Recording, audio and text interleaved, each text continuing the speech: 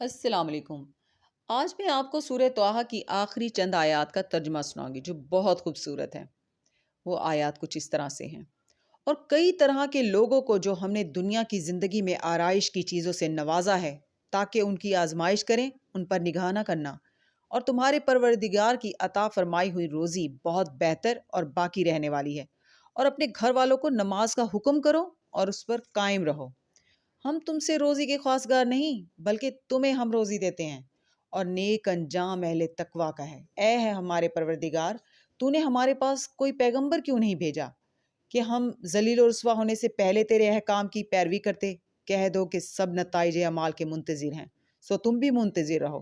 ان قریب تم کو معلوم ہو جائے گا کہ دین کے سیدھے رستے پر چلنے والے کون ہیں اور جنت کی طرف راہ پانے والے کون ہیں، ہم یا تم۔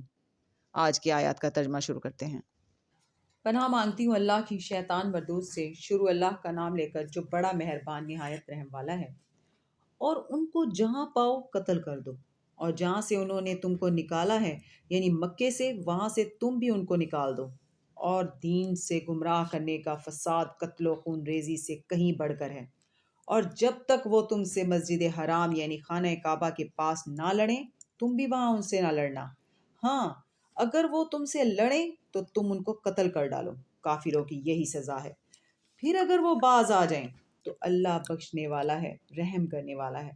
اور ان سے اس وقت تک لڑتے رہنا کہ فساد نابود ہو جائے اور ملک میں اللہ ہی کا دین قائم غالب ہو جائے۔ پھر اگر وہ فساد سے باز آ جائیں تو ظالموں کے سوا کسی پر زیادتی نہیں کرنی چاہیے۔ ادب کا مہینہ ادب کے مہینے کے مقابل ہے، اور ادب کی چیزیں ایک دوسرے کا بدلہ ہیں۔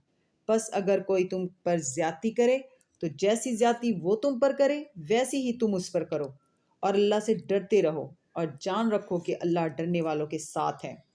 اور اللہ کی راہ میں مال خرچ کرو اور اپنے آپ کو ہلاکت میں نہ ڈالو، اور نیکی کرو، بے شک اللہ نیکی کرنے والوں کو دوست رکھتا ہے۔ صدق اللہ العظیم۔ کل انشاءاللہ پھر ملیں گے۔ اللہ حافظ۔